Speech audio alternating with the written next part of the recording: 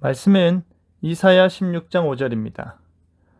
다윗의 장막에 인자함으로 왕위가 굳게 살 것이요 그 위에 앉을 자는 충실함으로 판결하며 정의를 구하며 공의를 신속히 행하리라. 하나님은 열심이시다라는 제목으로 말씀이 주는 교훈을 함께 나누겠습니다. 이사야 선지자는 13장부터 23장까지 이스라엘 주변의 열국들을 향해 경고의 메시지를 선포하고 있습니다. 바벨론과 같은 거대 민족에서 시작하여 작은 나라들로 심판이 이어지고 있습니다. 하나님의 심판 가운데 그의 놀라운 구원 역사는 나타나고 있습니다. 하나님께서는 먼저 이스라엘 백성들을 벌하셨습니다. 그들이 교만하고 완악한 마음으로 하나님 앞에서 행하였기 때문입니다. 그들은 하나님의 진노하심 앞에서 깨닫지 못하였습니다. 그들은 또 다른 수단과 방법들을 동원하여 하나님의 진노하심을 피하고자 했습니다. 이것이 무너졌으면 다른 것으로 쌓고 저것이 찍혔으면 이것으로 대신하리라 하는 것입니다. 스스로 더 강성한 나라가 될 것을 자부하는 어리석음을 보이는 것입니다. 심지어 이들은 경건하지 아니할 뿐 아니라 악을 행하며 모든 입으로 망령되이 말하는 것입니다. 그러니 하나님께서 그들의 장정들을 기뻐하지 아니하시는 것입니다. 이스라엘을 대표하는 사람들을 마음에 들어하지 아니하시는 것입니다. 심지어 그들의 고아와 가부와 같이 사회적 약자로서 많은 도움이 필요한 부류 역시도 하나님께서 긍휼히 여기지 아니하신다고 합니다. 하나님의 진노하심이 그와 같이 연약한 자들에게 임하였다라는 것은 하나님의 진노하심이 얼마나 큰지, 백성들의 죄악의 심각성이 얼마나 지독한지를 그대로 보여주는 것입니다.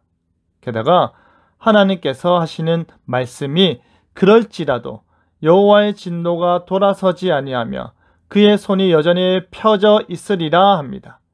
진노하신 하나님의 작심하심입니다. 그리고 하나님께서는 이스라엘을 벌하신 것으로 끝나지 아니하시고 그들보다 더 악하고 더 교만한 주변 나라들을 멸하기 시작하십니다.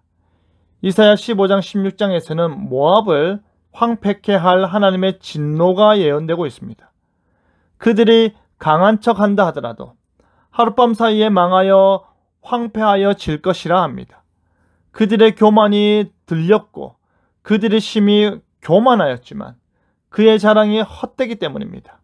그들이 통곡하며 즐거움과 기쁨이 그들에게서 사라졌다 하더라도 그들에게 소망이 없는 것입니다. 그들이 기도할지라도 소용없을 것입니다.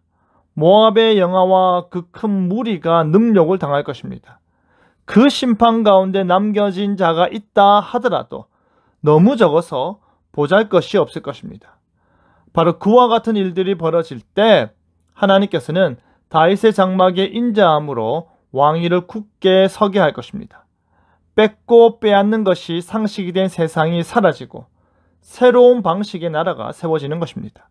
다윗의 장막에서 왕이 나오는데 그는 인자함으로 백성들을 다스리는 것입니다. 그 위에 앉을 자는 충실함으로 판결하는 것입니다. 자신의 유불리에 따라 선택적으로 정의를 실현하거나 유전무죄, 무전유죄로 인해 억울한 일이 다반사인 세상에서 충실함으로 판결하는 것입니다. 정의를 구하며 공의를 신속히 행하는 것입니다. 어느 누구도 억울하지 아니하고 어느 누구도 아닙니다 할 수 없는 판결이 이루어질 것입니다.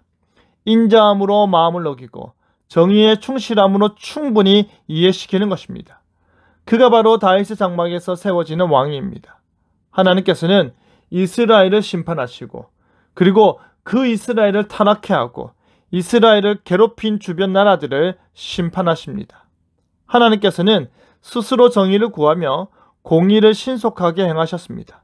하나님의 의가 완전히 드러나기까지 심판을 단행하시는 것입니다. 그러면서도 완전히 없이 하지 아니하시고 그의 인자함으로 새로운 일을 행하시는 것입니다. 그가 이 새로운 일에 매우 열심이십니다. 그가 이 다윗 장막에 세워지는 나라에 매우 적극적이었습니다. 그 일이 우리에게도 일어남을 믿으시길 바랍니다. 벌하실지라도 다시금 회복시키시는 것입니다. 꾸짖으시더라도 다시금 일으키시는 하나님을 찬송하길 바랍니다. 신속히 그의 일을 행하고 계신, 신속히 그의 일에 열심을 내고 계신 하나님을 믿고 따르는 저와 여러분 되기를 간절히 바랍니다.